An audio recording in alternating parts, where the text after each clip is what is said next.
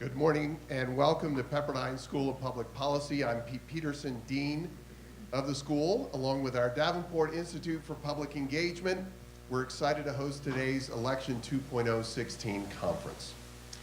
As the name connotes, this will be our first and last Election 2.016 conference. But today is not our first or last exploration of the changing relationship between citizens and government and the role of technology. One of the things that makes Pepperdine a unique graduate program is our emphasis on the public part of public policy. Through our coursework, events, and our Davenport Institute, Pepperdine is constantly searching for and highlighting ways in which citizens can better be informed and engaged in the policy decisions that affect their everyday lives.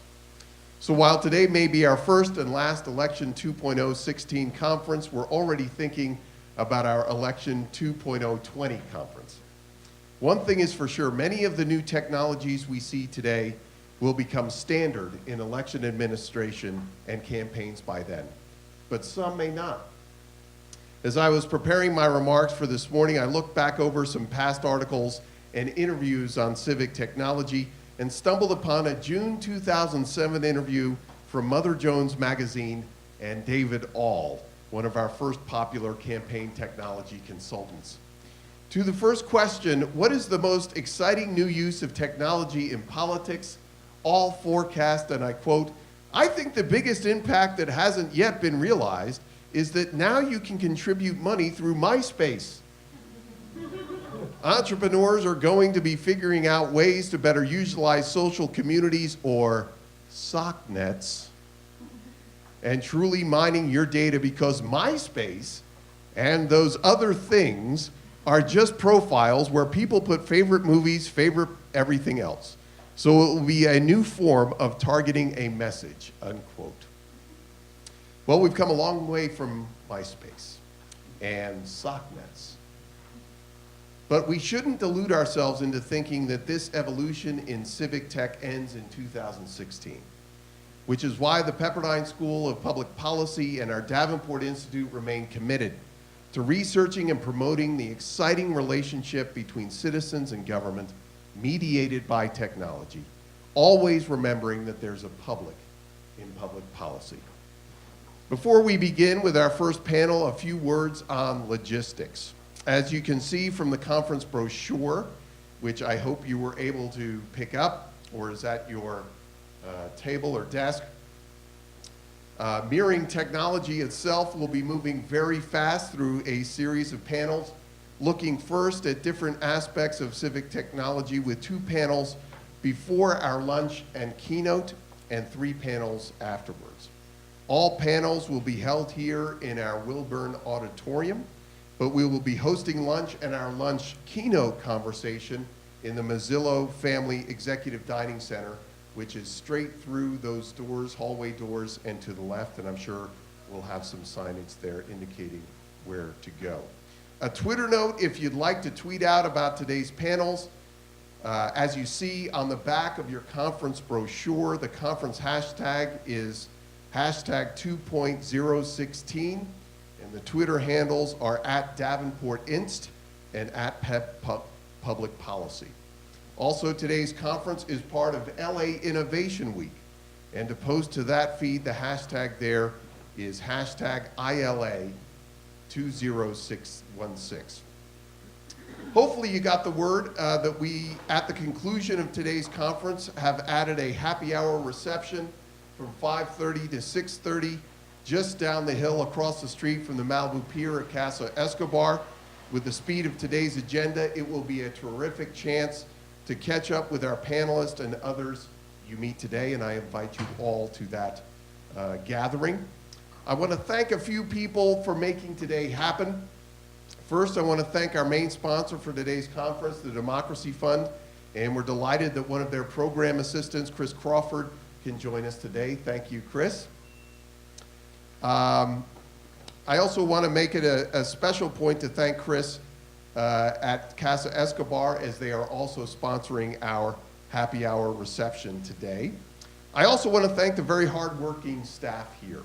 First, in my office, my assistant and communications coordinator, Melissa Espinoza, our director of communications, Christina Ramirez, assistant Mary Jo Hardman, our assistant dean of administration, Cheryl Covey, and at the Davenport Institute, Sarah Axon. Finally, I want to thank Ashley Trim, who is the new executive director at the Davenport Institute and who has really taken the lead in helping to organize this event, and the terrific group of technologists, activists, and election officials we'll be speaking with today. If you're anything like me, you're at least mildly depressed at the condition of our national politics.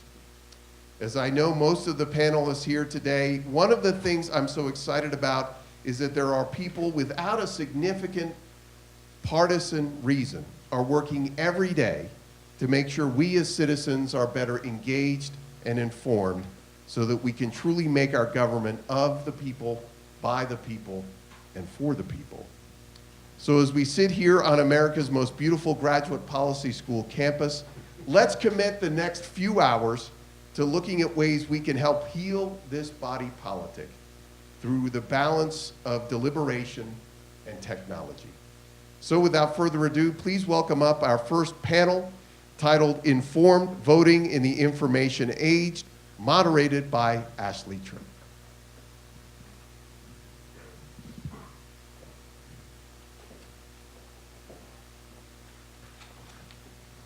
All right, as they're coming up here, as you can see, with 4 panelists and a moderator, we're a little crowded up here, but we'll be good.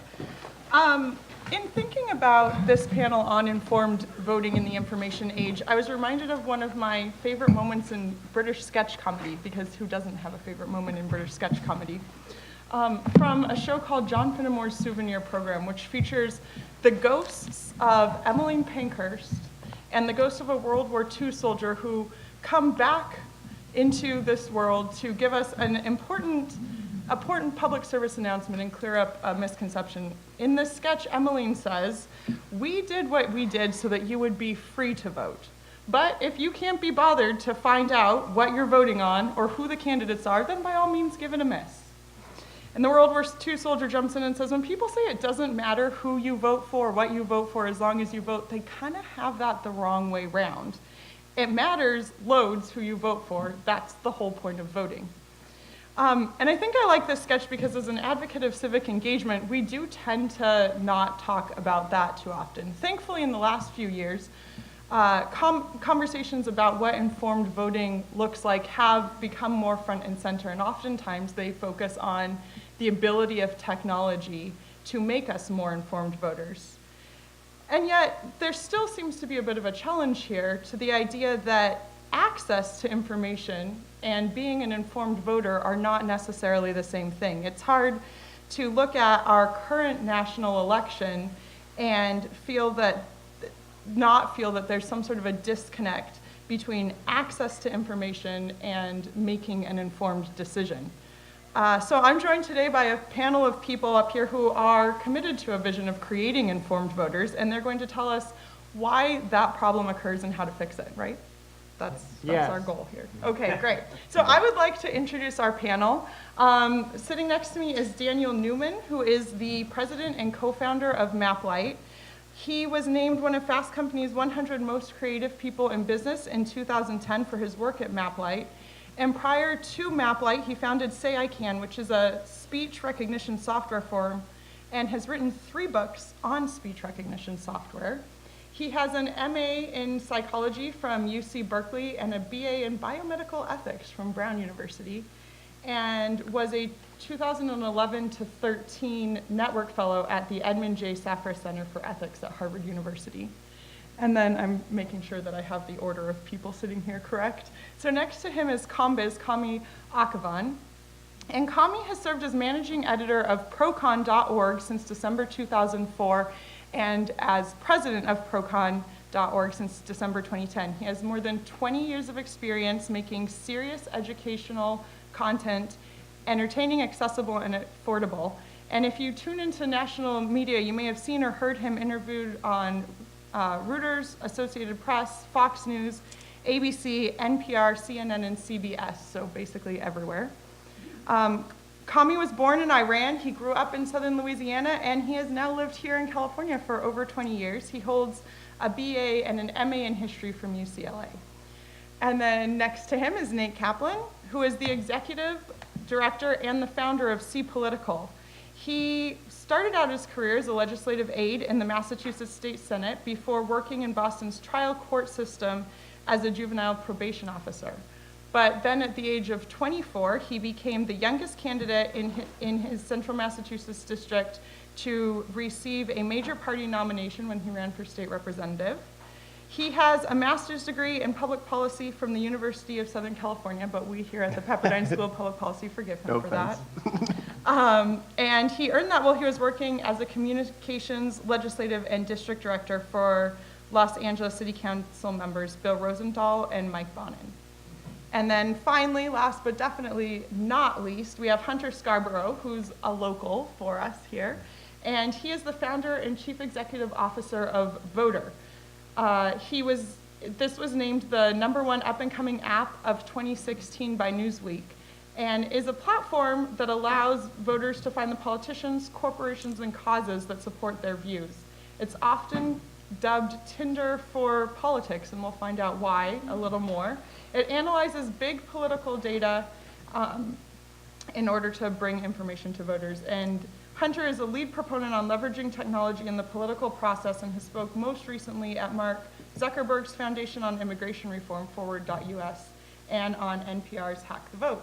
So I think I'll just go ahead and we'll go straight down. Each person's going to tell us a little bit about how they got into this field and what they're doing, and then we'll open it up for a conversation. So Dan, you want to use our little clicker here? I'll get you started. Thank you, Ashley. So I started MapLight 11 years ago after being frustrated about politics, about how much money was affecting the system and what got talked about and what didn't. And I realized that with my data background, could do things to educate people and help inform voters. And so now, 11 years later, MapLight is a 30-person or national organization based in the San Francisco Bay Area, and we do 3 things. We combine campaign contributions and votes to expose money's influence on politics. We publish a voting guide called Voter's Edge that gives nonpartisan information to inform voters. And then we make software for government agencies like the California Secretary of State that makes it much easier for voters to see what's really going on and aid in their decisions. So as I mentioned, we take money and votes put together. So we take these 2 databases together, and we do this for US Congress in California. And so we can see correlations of how money influences votes pretty much in real time when votes happen. And then we use this to get this out in the news media so people can see the river of money that influences politics. So you don't just have to take it as a Republican or Democratic issue. With our data, you can see the underlying things that are going on.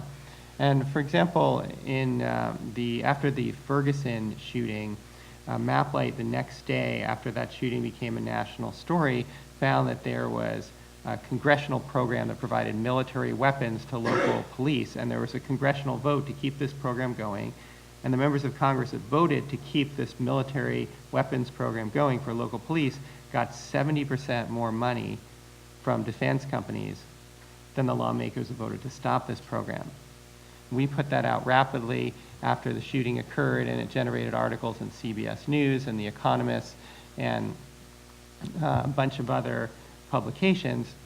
And this is a good example of what we do on the money and politics side, is to take something that originally was a local police brutality story and pull back the lens and show that actually Congress is involved, and actually our broken system of money and politics involved, and give citizens a deeper understanding of where the problems are so that they can figure out how more to fix it.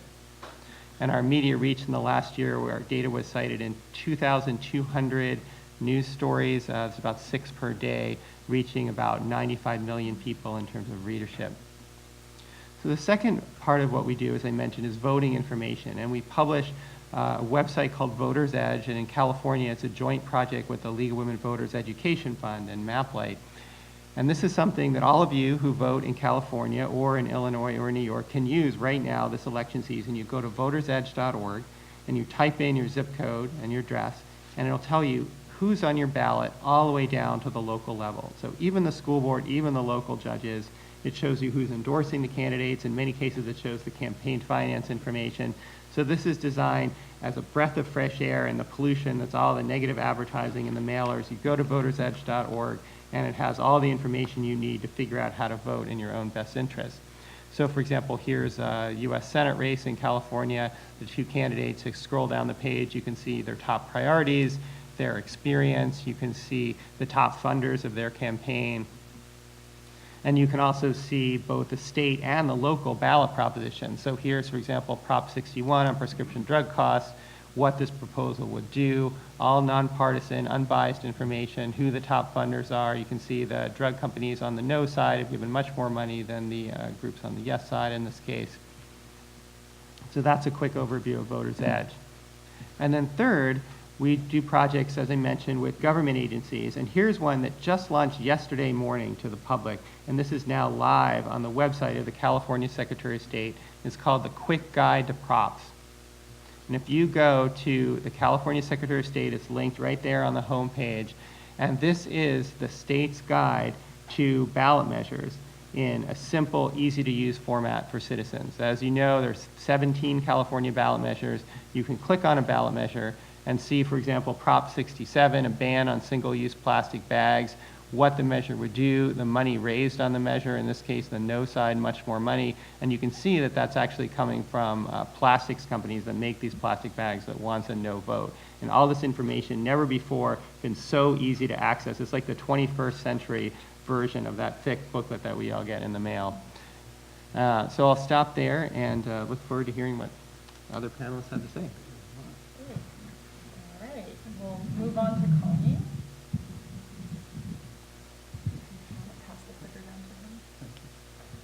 Hi, folks. My name is Kamy Akhavan. That's my real name, I swear. And I want to say, for me, I work with a lot of the folks on the panel here, and this is a really impressive lineup. I'm very flattered to be here, and I got to say a big thank you to the Davenport Institute and Pepperdine University for really taking a lead on this issue about informing the electorate. I wish all the universities had similar programs, but we're lucky that we have at least one. So ProCon, what is ProCon? It's what you think it is, pros and cons of controversial issues. That is the basic premise of what we do. We do it because Benjamin Franklin popularized the idea back in the 1770s. His buddy asked him, should he get married? He said, well, take a sheet of paper, fold it in half, write pro on one side, con on the other side, and put your best arguments for and against. He called it moral algebra. That's a very simple idea. We've used that very simple idea and applied it to very complex issues like the death penalty and the medical use of marijuana and teacher tenure and U.S. drone strikes overseas and gun control and minimum wage. And we do it so that way people who are busy in their lives, they don't have time, they don't have money, maybe they don't have the research skill, they just want to spend a few minutes and understand, honest to goodness, pros and cons. Let me make up my own mind, free of all the noise. So that's what ProCon provides. We have an in-house staff of researchers who provides this research for our online audience. Our online audience is somewhere around 25 million annual visitors. So that's the nutshell of ProCon as a resource. But when I introduce ProCon, I like to talk about the context of why we exist. So in the last presidential election, we had about 130 million people who voted. It's about 54% of eligible voters actually voted. And the likelihood of a person's voting was closely related to their age, to their income level, and their educational attainment. So that means that the older you are, the richer you are, the more degrees you have, the more likely you are to vote. That means that for everybody else, this group is disproportionately representing what happens in our democracy. And that's not a good thing. So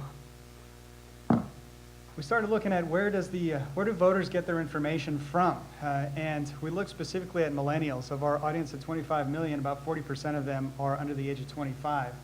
And we looked at that group and see where are they getting their information. Well, television dominates still. It dominates across every age category. But for younger voters and millennials, the internet is rapidly catching up. There's about a 10 percentage point gap between the people who are getting information from television and from the internet. Across all age groups, that instead of 10 percentage points, it's somewhere around 20, 25 percentage points. So the younger people are increasingly turning online. Is that a good thing or not necessarily? The online experience, as we all know, can be immersive, it can be video, it can be text, it can be more things than just looking. But when a person doesn't know much about a candidate, the number one factor they use in determining whether or not they like a candidate is their appearance. And we know Donald Trump used that very effectively by talking about Rand Paul's hair and Carly Fiorena's face, right? It was a strategy to say that their appearance mattered. If you get past appearance, if you know a person's political party, their stances on issues, etc., then appearance matters almost none. So what we're trying to do is get to the point where appearance matters almost none and things like issues and party matter more, particularly issues. So when we're thinking about this for ProCon, and I think this is fundamental to why we exist, is we're here to confront biases and overcome them. And one of the things that we do, and we all do it, if you're on the left, you go home after work, and what do you turn on to watch the news? Maybe if you're on the left, you watch MSNBC. My father-in-law, he'll come home, he won't touch MSNBC. It's Fox News all the way, right? And that's what we do. We self-select our media, so we reinforce our ideologies. What about when we go online onto, say, Facebook? You just like the Hillary Clinton speech. Guess what you're going to see more of? More Hillary Clinton speeches. Facebook is designed to give you more of what you want. So again, we're reinforcing our ideologies by self-selecting the media we consume. The other one is where we live. There's a great book called The Big Sort by Bill Bishop, and he talks about a couple in Austin. They were trying to decide where to live. One neighborhood, they saw trucks with gun racks in the back. I grew up in Louisiana. I know what that's like. Nothing wrong with that. But for them, they didn't like that neighborhood. Drove to another neighborhood, saw a bunch of Priuses in the driveway. Oh yeah, that was their neighborhood. They moved to the Prius neighborhood. So what do we got? We got it where in our society we're now consuming the media that reinforces our ideologies, moving to communities that reinforce our ideologies, selecting things on our technology that's reinforcing our ideologies, and we find it increasingly difficult to relate to people with different points of view, and that's a real problem. It's a problem that manifests itself not just at our Thanksgiving tables, whenever someone brings up the issue of politics, and you're like, oh gosh, it devolves quickly. We often don't bring up politics around friends because we don't like how it's going to turn out, and that's really unfortunate. We have major problems in this country, and how are we going to possibly even think about them, talk about them, much less resolve them, unless we're able to understand what people think about issues. And so that idea of ProCon really is to forcibly expose people to contrary points of view, not straw man arguments that are half-baked ways of presenting an argument, but steel man arguments, where really this is the arguments as best they can be laid out. These are in-depth. So one of our sites, for example, medical use of marijuana, will have about 800 sources on it. We've interviewed about 500 people, each of whom you can read a corresponding biography to see their background. Our topic on the minimum wage has about 250 different sources on it. If you read a news article, it'll have 3, 4, 5 sources on it. To have 200 of them boil down into this thesis and support structure, side-by-side columns, I think is unusual. I wish we were out-competed, but no one else is really doing it to this degree. So because of that, educators are increasingly turning to ProCon. We work with over 8,000 schools in all 50 states and 87 countries. You can click a button and translate it into 100 different languages, which I think is particularly awesome for our Israeli-Palestinian conflict issue. You can translate the site into Hebrew and Arabic at the click of a button. I think it's a wonderful way to expose people to other ideologies. And in addition to the issues, we also focus on elections. So what you're seeing now is our homepage. You get a sense of the breadth of the topics that we cover. There's 50 plus topics. But one of the things that we also cover are elections, particularly presidential elections. So in this cycle, like we did in 2012 and 2008, we chased after the candidates to get their views on the issues. We asked them 75 specific questions, and if they don't answer us, and a lot of times they don't want to, how politicians are, well, no problem. They don't answer our questions. We have an in-house team of professional researchers. We'll find their answers to these issues. We will look in their speeches, articles, videos, legislative actions, and find out what they said about these topics, and then present them in this very simple, again, simple pro-con format. We aggregate and sort. So this one, should the United States maintain its embargo against Cuba? In 2 seconds, you can see where the candidates stand on this issue. But if you want to read on, We've got their statements and the source of all those statements, so it's completely transparent. The idea is that we're trying to make it easy for voters to understand issues. We then present all this information side by side by side. Just yesterday, we had 250,000 people look at this chart. That was just in a day. And this chart is a basic boiled-down version of what I just described, side by side, pro and con, where the candidates stand on issues. You click on the pro, you can read their statement. Click on the con, you read their statements, etc. Those same questions that we asked all the candidates, hooray, you can answer the same things yourself. You take this quiz, and in real time, as you're taking the quiz, it says how you matched up with how the candidates responded. It's also a very powerful tool. In 2012, we had over 650,000 people take that quiz and influenced, by my guesstimate, somewhere around 1% to 2% of all the voters federally on how to vote. So you can see here what I was talking about earlier, the pro and the con thesis statement with supporting evidence underneath it. This is the basic, simple structure of what we do. And the reason why we do it and why I have hope for the future, and I'm not cynical about the lack of participation in our society, is I think what we're trying to do by showing pro and con is to stimulate critical thinking. And critical thinking is something we'll talk more about, but it's really, truly being baked into more and more of the educational services at a national level. And there's a greater push to teach people to respect other points of view, hear other sides, think for themselves, and think critically. So that said, my purpose for ProCon and why I always mention this in introducing the organization is to say that politics should not be taboo. We should not be prevented from talking about important things at Thanksgiving tables.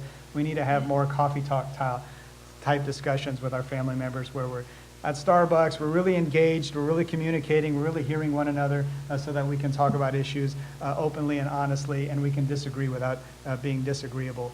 So anyway, that's my long context for ProCon, and happy to talk more about that.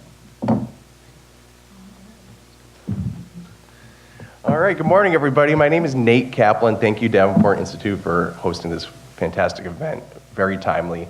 I'm the founder and executive director of a 501c3 nonprofit called SeePolitical, S-E-E Political. And what our whole goal is to make politics and elections fun, easy to understand, and relatable. And instead of using text-heavy descriptions for the ballot measures, we produce short animations that are unbiased and nonpartisan and easy to understand. I've been working in state and local government for the past 13 years. As Ashley mentioned, I started in Massachusetts, where local and state politics is often referred to as a full contact sport. I moved to California. It was a lot different. We have very low voter engagement here in this state, and especially in Los Angeles, where we have a mayor that was actually elected with fewer votes than any mayor since 1934. So it really highlights a true systemic problem, not just percentage of votes, but actual vote tally, people showing up. And millennials right now are vote less than any generation in American history. Yet they're doing more community service and volunteer work than any generation in American history.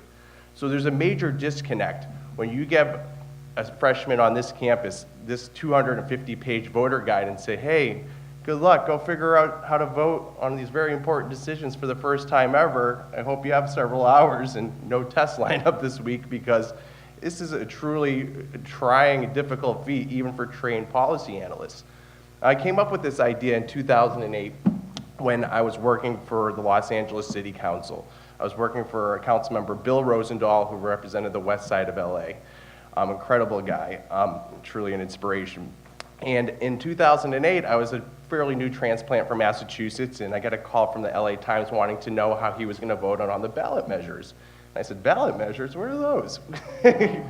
Well, I learned pretty fast what it took to understand these things. So as a good staffer, I got the voter guide, and I spent a couple hours guessing how my boss is going to vote on all these issues. And before we sit down and call the reporter back, we review all the answers together. And, hey, Bill, you're going to vote yes on 1, no on 2, yes on 3. And that was the year Proposition 8 was on the ballot. Do we all remember Prop 8? Very controversial and very confusing as well. Well, Bill Rosendahl was the first openly gay elected official in LA history. And he said, I'm voting yes on Prop 8, Nate. Don't tell me I'm voting no. And I said, no, you're voting no, Bill, believe me. And he goes, why would I vote no if I want it to be illegal? I want gay marriage to be legal. He's a national spokesperson for marriage equality. And I said, well, yes means no and no means yes. And he said, no, I don't believe that. He was super ADD as well, so he's like, I can't read these guides. He goes, go show me a video or something.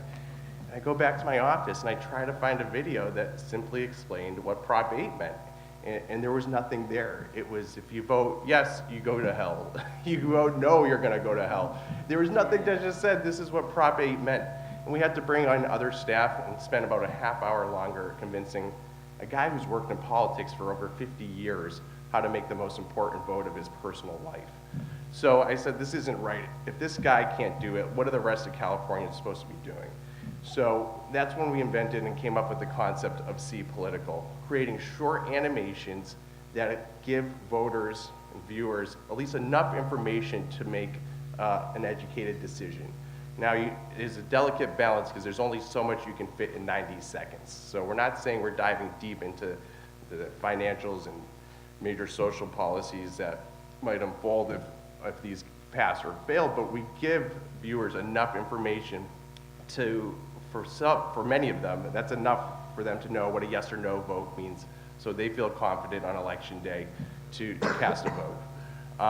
We also provide links to text-based and more in-depth information and content if that's what they want. And I should also say, what has really kind of proven the success for this, why it's worked compared to other attempts, is that what we've been able to do is bring together lawyers, politicos, academics, and most importantly, the art and design and entertainment factor.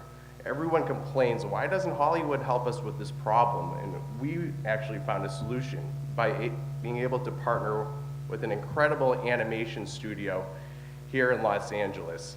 They're called Imaginary Forces. They do a lot of opening titles for major shows like Mad Men and the now popular show on Netflix called Stranger Things. So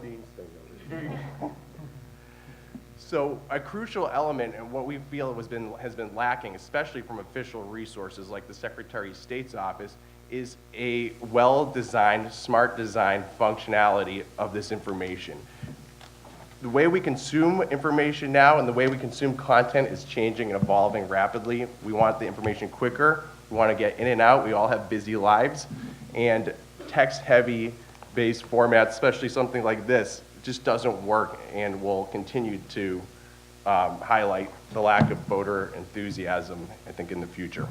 So to kind of show you and illustrate literally what we did, this was one of my favorite ones to show. This was our first video that we did on Prop 42, and it's about a 90 seconds long, and it gives you an idea of what our videos look like. We're in the middle right now producing animations for all 17 ballot measures here in California, which is a major feat. We're doing full length 90 seconds for 4 of them, and those will all be released on Tuesday, October 17th, and you'll find them on SeePolitical, SeePolitical.com. They'll also be on ABC channels up and down California and on their websites and on the Los Angeles Times, League of Women Voters. We depend on major distribution channels like that to get our information out. So. Proposition 42. Who's footing the bill for public records? Do you know what footing the bill means? Footing makes it sound like sturdy or like stable, so maybe something that's like more stability or sturdy, maybe something like that. Footing the bill? The person footing the bill is paying for whatever's happening. That's right. The state picks up the tab when you or anybody else asks a local government like a city, county, or school district for their help to access their public records like emails, letters, and phone logs. The costs come out to about tens of millions of dollars a year. So, the state foots the bill for this service. Prop 42 would change that so that when a city or a county receives a Public Records Act request, the city or county would now foot the bill instead of the state. Either way you vote, you'll still be able to have the same access to information as you do now. It's just a difference of whom you think should pay. A yes vote means you want the local governments to pay for the costs to follow state laws that give public access to local government information. A no vote means you want the state government to continue to pay the costs for local governments to follow state laws that give public access to local government information.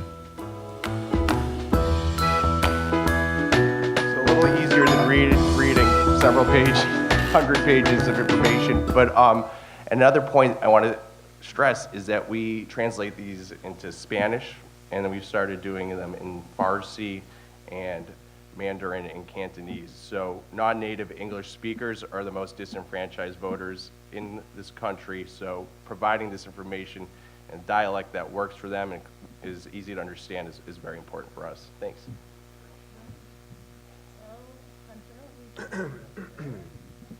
Hi, so thank you for having me, Pepperdine. So my name is Hunter Scarborough. I'm the CEO and founder of Voter. I will keep this short because I think we're running out of time here, right? So Voter is essentially Tinder for politics.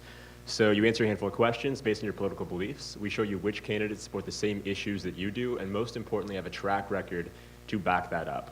So we were named the #1 up-and-coming app in Newsweek earlier this year. We partnered with Tinder and Rock the Vote in March to create something called Swipe the Vote, which you may or may not have seen. I'm guessing this crowd is very familiar with Tinder, so I'm sure you saw it. I want to say really quick, Ashley, I loved the anecdote that you told at the beginning. It's something that I say in almost every pitch that I give, which is that basically uninformed voters don't vote, or worse, they do. I think that I'm a big fan of Rock the Vote and their whole Get Out the Vote effort in a lot of ways, although I think it's dangerous to just advocate voting as an action in and of itself without first knowing who you're voting for and what you're voting on. So that's something that we're trying to solve. And we're trying to really, as Nate was saying, kind of make something that's very easy and fun and engaging on the surface, and yet the integrity of the information you're getting is very strong and you're getting a lot of value out of it. So thanks to big civic data, big political data, that's something that we can do now. That wasn't really possible 5 or 10 years ago. 5 or 10 years ago. Yeah, so uninformed voters don't vote, or worse, they do. So I will wrap it up with that so we can get into the discussion.